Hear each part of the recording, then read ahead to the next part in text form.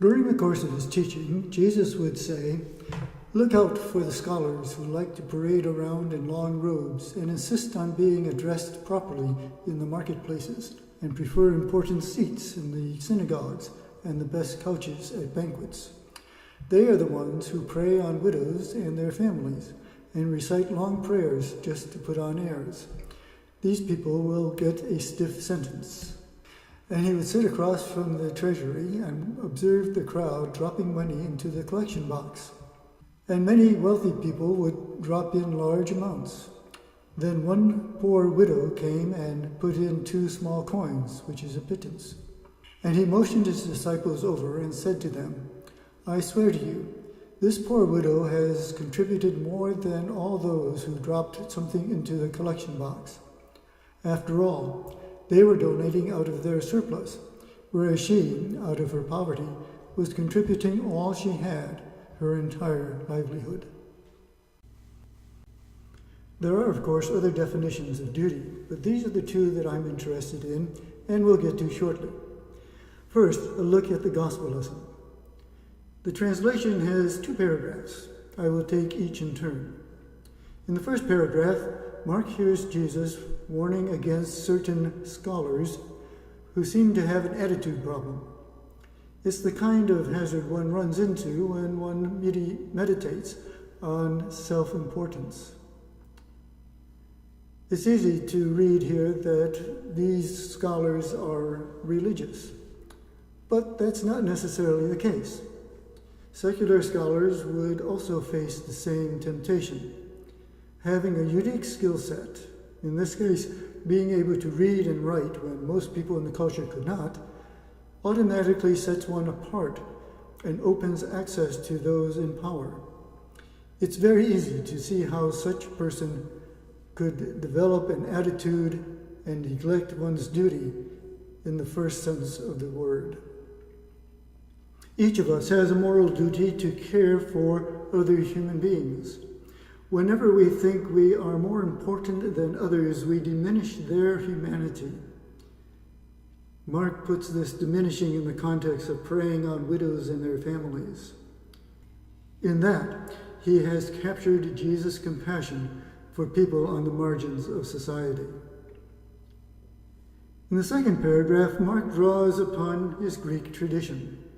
Stories of widows making sacrificial offerings appear in many cultures. There's one, for example, in the Buddhist tradition. There's also one in the later rabbinic tradition. But the Greeks also had a variation, and it seems that Mark enjoyed making use of his Greek traditions. So it's quite likely that Mark built this story by combining what he imagined about Jesus and the temple cult with a story from his Greek background. Mark also provided the words attributed to Jesus. The story itself reflects the second definition of duty. The woman believed that she had a religious duty to take an action, to contribute to the temple treasury. That's why this is a favorite reading for stewardship drives. Fortunately, we're beyond that for our yearly cycle, so I can explore the story from a different perspective. That different perspective looks at the negative side of duty. When a person puts self in peril, there is probably some underlying evil afoot. The evil in this case appears when the whole lesson is considered. One way to prey on the poor is to convince them that they have a sacrificial obligation to contribute out of their poverty.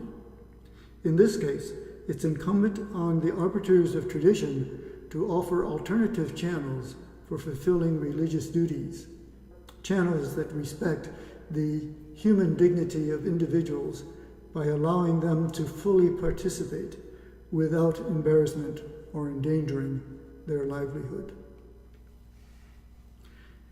These aspects of duty apply to our civic life. Duty in the second sense is expected of military personnel, for example. They have a responsibility to carry out their orders. In our situation, where the military is under civilian control, it's incumbent on the rest of us to ensure that our service members aren't sent off on frivolous missions with no other purpose than to soothe the egos of politicians.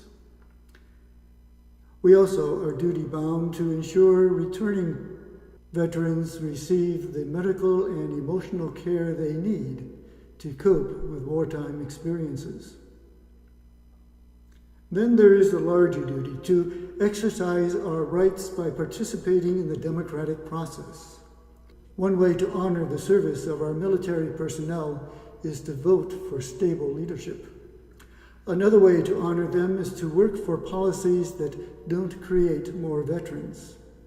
We don't need more weapons. We need more leaders with enough courage to cooperatively replace barriers with bridges and hate with compassion. Which gets me back to our gospel lesson. Those uncaring scholars, says Jesus, get the stiff sentence because being on top requires top-notch ethics and moral behavior. These are the values Jesus advocated. They serve humanity well in his time and ours.